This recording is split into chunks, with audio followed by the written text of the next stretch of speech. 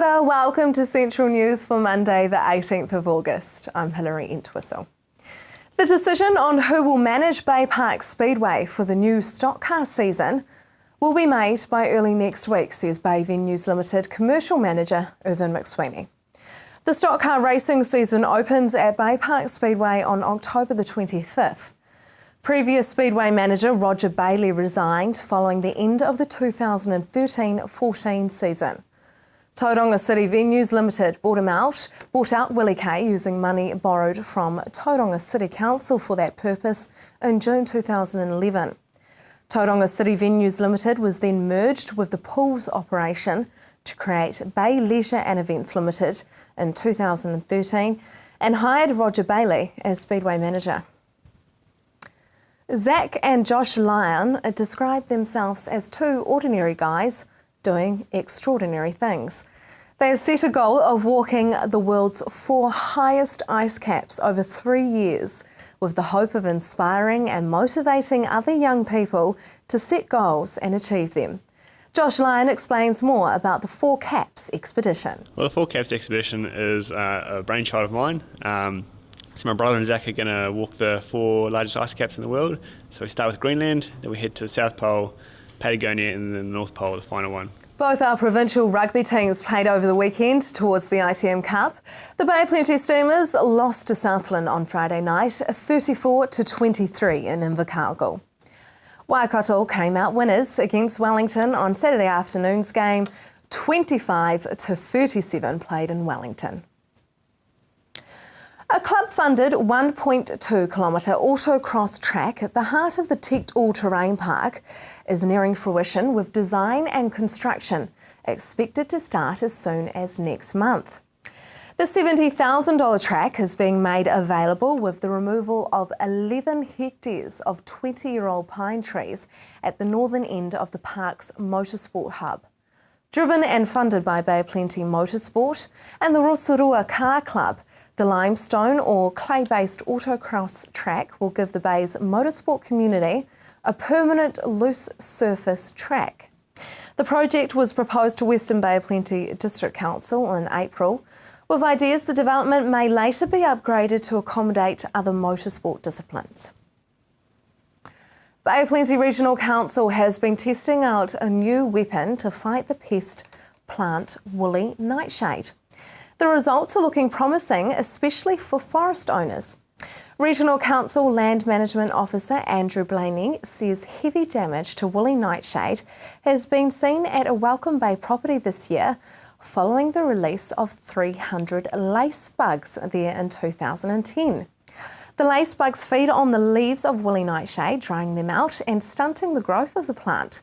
This prevents plant reproduction, reducing spread, and can eventually cause the plant to die. Now for the marine forecast, West Coast, Raglan. Rising late Tuesday morning is the northeasterly, 30 knots with rough seas out there. High tide in Raglan is at 5:20 p.m.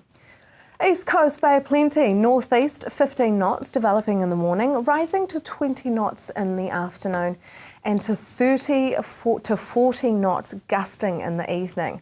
Your high tide is at 2:14 p.m. Still to come on Central News, safe bar crossings, what will happen to the Clarence Street Theatre, and your weather for tomorrow.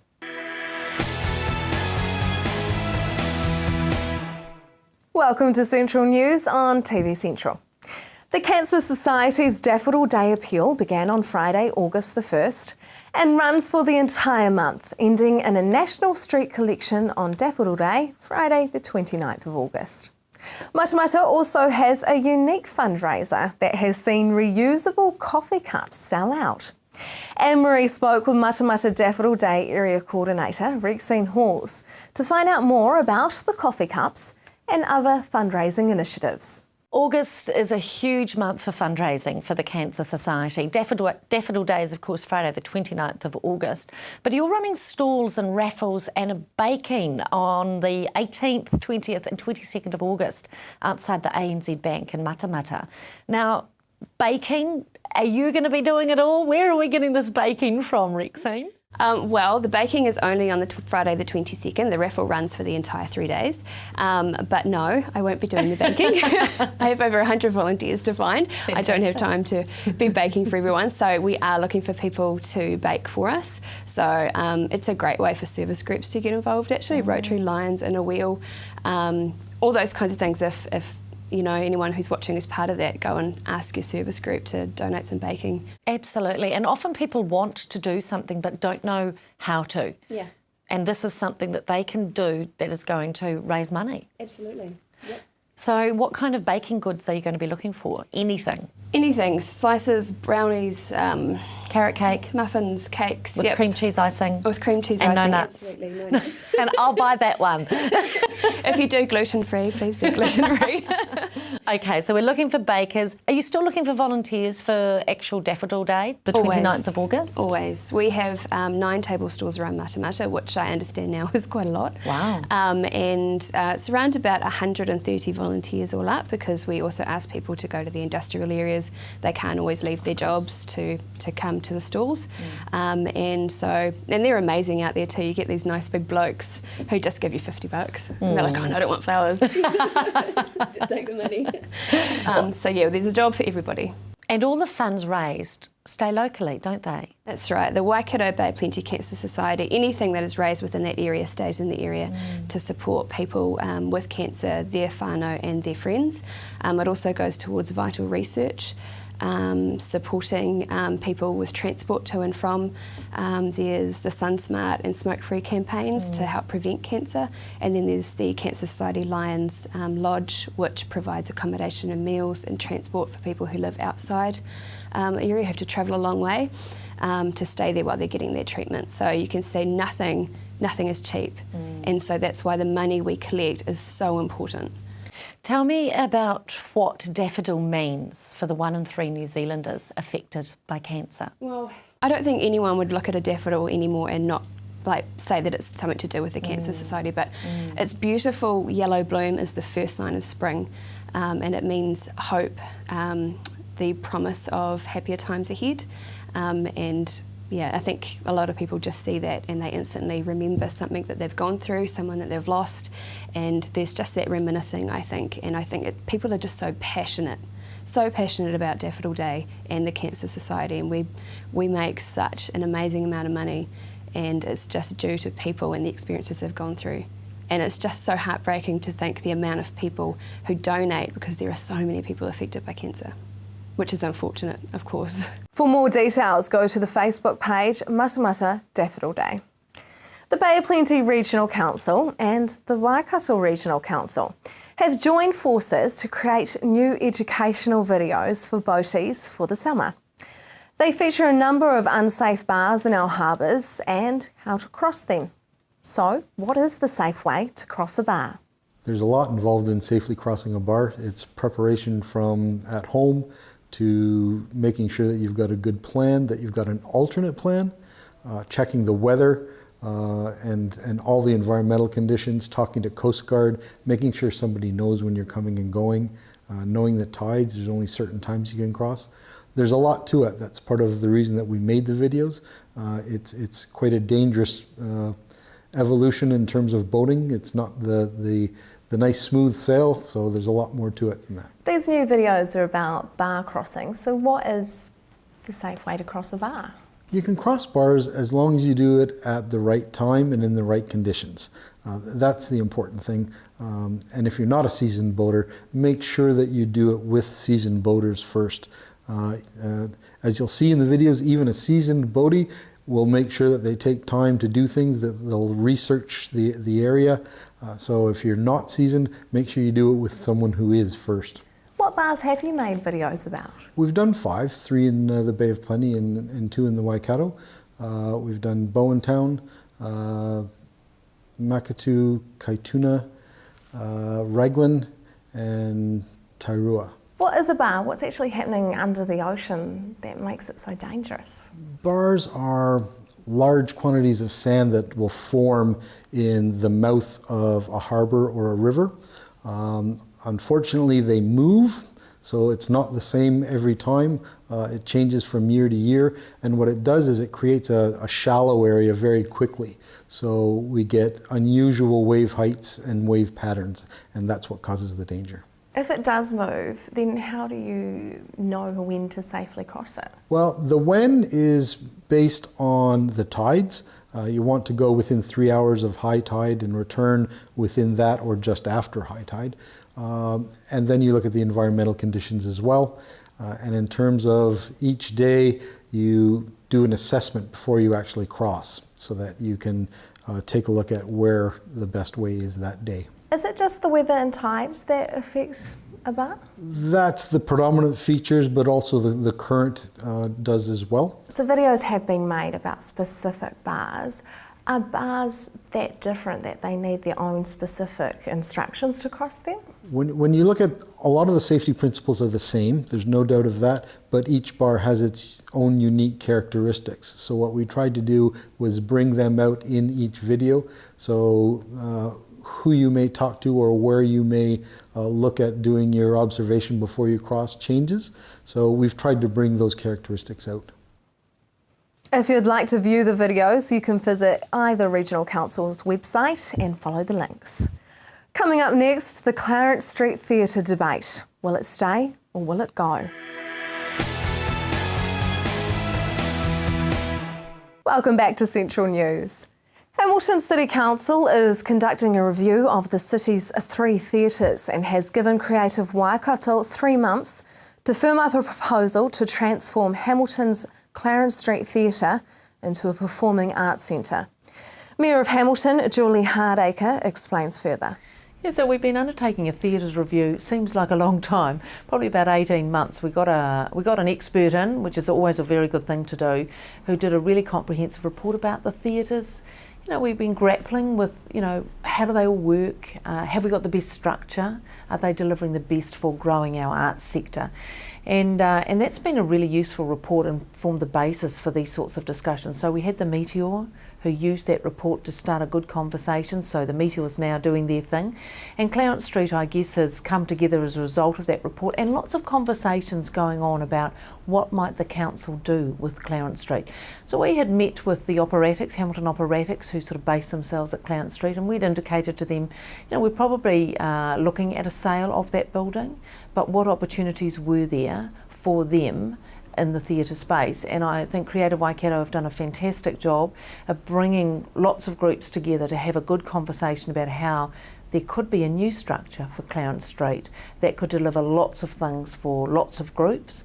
One of the things we know in the arts sector is lots of smaller groups who often struggle because they haven't got the administrative support or the funding streams, even though they are exceptionally talented and wonderful, and I go to lots of their performances and they are great. But bringing together can often, critical mass gives you more leverage to get funding and support. So really looking forward to this proposal. Councillors and I met with Creative Waikato and talked to them about what they were thinking, and we said, look, we'll give you 3 months, go away and see what you can come back with, and everything I'm hearing says that's going reasonably well, so fingers crossed about that. The Riverlea Theatre turns 30 this year and the council are reviewing the land it sits on. Tell me about that. That's right. The council owns the land, but Riverlea Theatre owns the buildings on the land, and they've got a long-term lease, I think, right through till about 2030. So the council has signalled that it is interested in looking at sale of that land. We haven't made a final decision yet on that, but we've certainly been talking with Riverlea for probably the last year. About what opportunities there might be.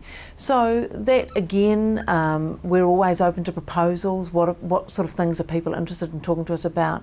We're very focused on growing arts and culture in the city, and for the council that means what is the best way that can happen so that groups are supported, but also that we actually expand audience participation and get a bit more, I guess, of a perception that Hamilton has got an outstanding arts sector. We actually do have a very good one, but it's being able to bring that together and with the infrastructure and the funding to grow that.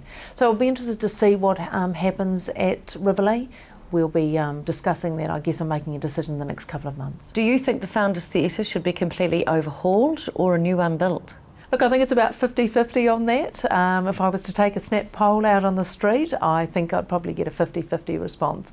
Look, I think it's a really difficult issue because Founders Theatre as a theatre has actually performed really, really well, and the city of our size definitely needs a theatre like that holds around about 1,200 people.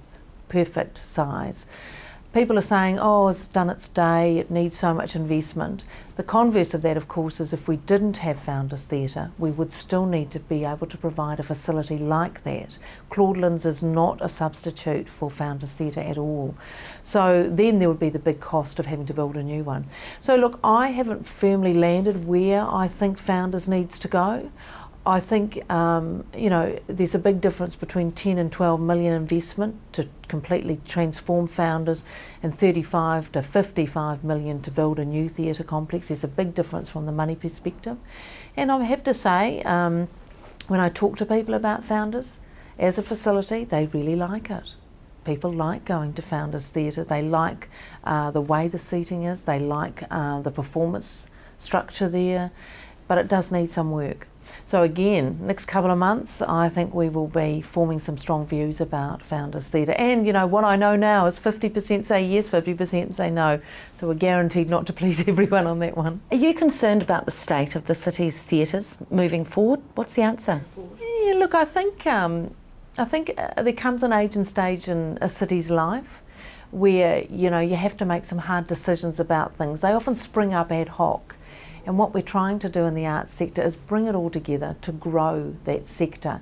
And that starts with having the right infrastructure and the right facilities available for a city our size. And I think that's the critical thing. We can't have what Auckland's got because we just don't have the population base for that. But we've had the experts looking very closely at this and the region. And I think we're getting some really good advice about where the right pitch is. So far we got Meteor, Clarence Street hopefully will come through. Rivoli's a great spot and meets a market, and then we've got to make a decision about Founders Theatre, and as I said, in the next couple of months I think we're going to have to get some decisions done on that. What are you hoping will happen? I'm hoping that Clarence Street gets off the ground. I'd really like to see that happen because I think it's a great idea. Meteor's going fantastic. I think Rivoli's got a really strong place in the theatre and performance sector because it meets a certain market and they do lots of stuff there for kids and lots of programs and people respond well to that. Should the council own that? Probably not. No. Why would we own that land? I think it's it's for theirs for the taking. And then Founders, look, I've got a bit of a soft spot for Founders. I think that Founders has got, there's some abilities to make that a really good space. Without a huge cost to the ratepayer, and I think that's probably a better financial proposition than a new build. For more details on the review, see the Hamilton City Council website, hamilton.gov.nz. Just ahead, your weather for tomorrow. Welcome back. There is a lot going on in the south of the Waikato region. Amanda Harper spoke to CEO of the South Waikato District Council, Craig Hobbs, about economic developments. Congratulations on celebrating the Council's 25th anniversary this year. Now, why is it important for the South Waikato District Council to support community initiatives? Yeah, well, thanks for recognising the 25th, Amanda. It was a big celebration. It's a big milestone too, to be honest. And when you look at how local governments evolved in the 25 years that we've been in existence, there was a lot of focus initially put on the four well-beings. In other words, looking after the social, the cultural, environmental, issues around the district. Central government has actually pushed us more into infrastructure management, so core business, rather than that social responsibility. Reality is, though, if we don't look after it, no one else will. I mean, there's some fantastic organisations in the district who do great work socially, but we need to take that overview, I believe, and support the community as well. So it's very important that we do support the social entities that are operating within the district, making sure that we are giving them the opportunity to really grow, giving them a hand up rather than a hand out, but supporting them to deliver to our ratepayers. Yeah, no, I understand that some of the support you've got having funding rounds, and there's 2 rounds each year. There's already been one. There's one coming up. Tell me about that. Yeah, our community grants scheme. So that the applications close on the 29th of August. We put around about $40,000 per round, so $80,000 a year into community organisations. And again, it's very much around those organisations that are giving something back to the district, that are supporting the ratepayers. We'll evaluate, or it's a full committee of council. They'll evaluate whether or not the applications that come in determine the value we're going to get back out of that investment. We don't fully fund. We look to support entities that have already well established and are doing good work, and basically we look to support them that way. So how do you actually determine who receives the assistance or not? Yeah, it's based on a matrix. There's a very clear set of standards that we apply. So we'll look at how viable it is, what how many people that they're actually working with, what sort of investment they're looking for versus how much they already have. How we're supporting that.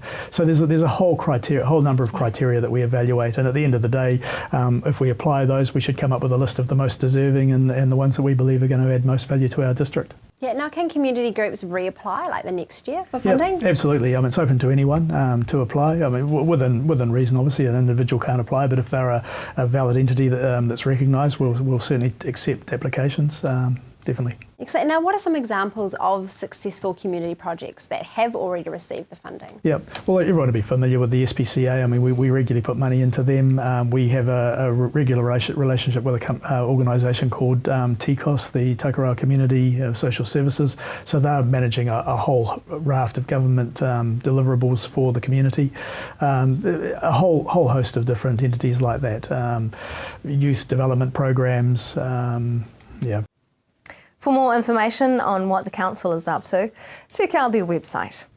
Now it is time for our region's weather for Tuesday. Hamilton, rain with gusterly northeasterly developing. Your expected high is 14 and an overnight low of 9. The rest of the Waikato, rain with a gusty northeasterly developing there too. Paeroa, your expected high is 15 and an overnight low of 9. Matamata, you can expect a high of 13 and a low of 10. Te Awamutu, 14 and 9, and Tokoroa, 12 and 9. Tauranga, rain developing throughout the day, and you also have that northeasterly. It's not as gusty, it's strengthening there though. Your expected high is 16 and an overnight low of 11.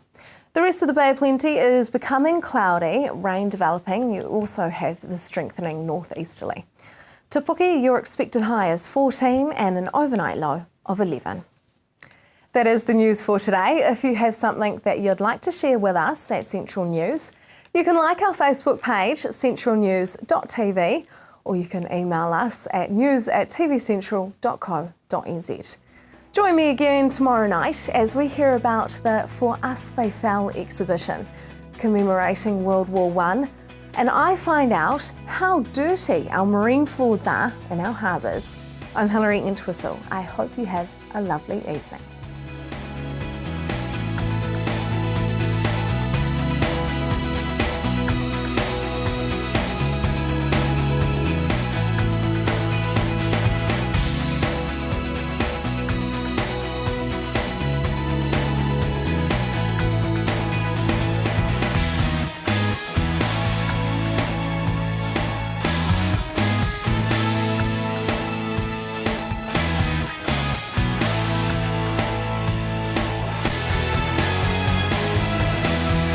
This has been an Alpha Media production, a division of Television Media Group.